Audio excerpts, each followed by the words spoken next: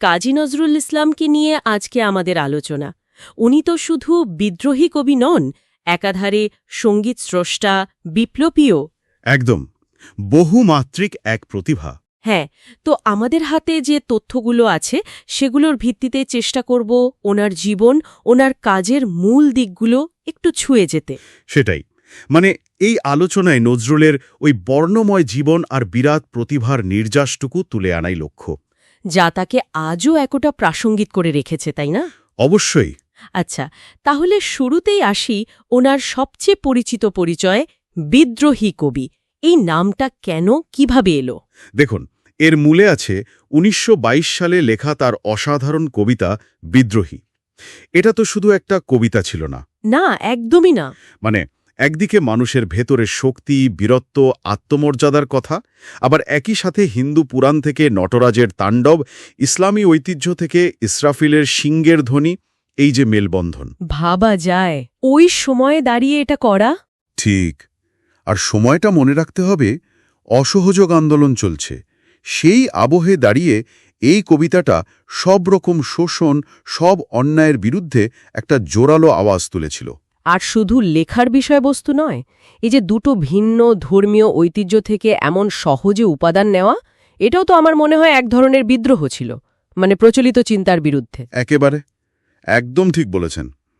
আর এই বিদ্রোহ তো শুধু কবিতায় আটকে থাকেনি, তার কাজেও দেখা গেছে। যেমন?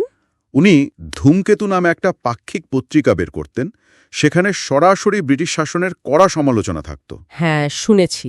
এবং সেটার জন্য তো ওনাকে জেলেও যেতে হয়েছিল। হ্যাঁ, আনন্দময়ীর আগমনে কবিতাটার জন্য ১৯২৩ সালে রাষ্ট্রদ্রোহের অভিযোগ আনা হয়।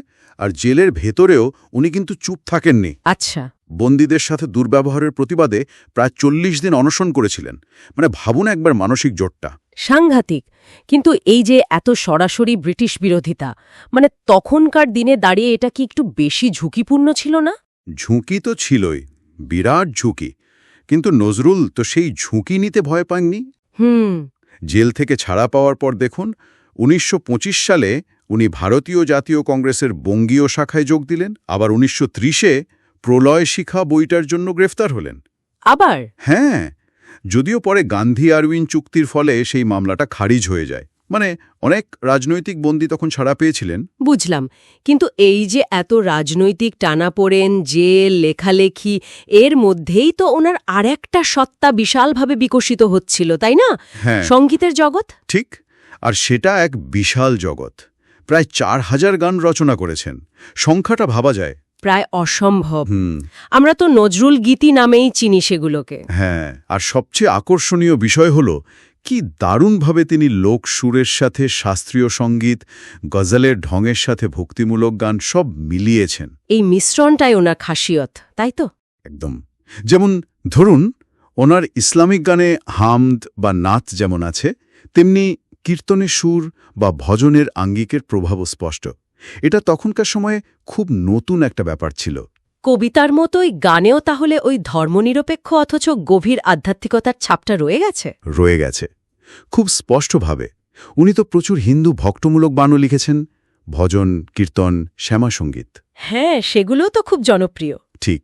আর একটা বড় কৃতিত্ব হল মূলত হিন্দু দেবদেবী কেন্দ্রিক বাংলা গানের যে একটা ধারা ছিল, সেখানে ইসলামিক বিষয়বস্তু আর সুরশৈলীকে তিনি মূল স্রোতে নিয়ে এলেন, জনপ্রিয় করলেন। আচ্ছা, এই যে এত গান তৈরি হচ্ছে, এগুলো সাধারণ মানুষের কাছে পৌঁছলো কিভাবে? মূলত দুটো মাধ্যমে। এক হল gramophone record, his masters voice বা HMVর মতো বড় কোম্পানির সাথে উনি কাজ করেছেন। আর দ্বিতীয়টা হলো রেডিও। ও আচ্ছা, রেডিওর মাধ্যমে। হ্যাঁ, রেডিওতে ওনার গান তখন খুব বাজত। আর এভাবেই গীতিকার, সুরকার হিসাবে দ্রুত তার সর্বভারতীয় পরিচিতি তৈরি হয়।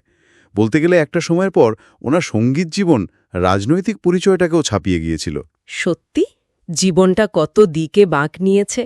আচ্ছা, এবার যদি একটু ওনার ব্যক্তিগত জীবনের দিকে আসি, সেখানেও তো কম ঝড় যায়নি।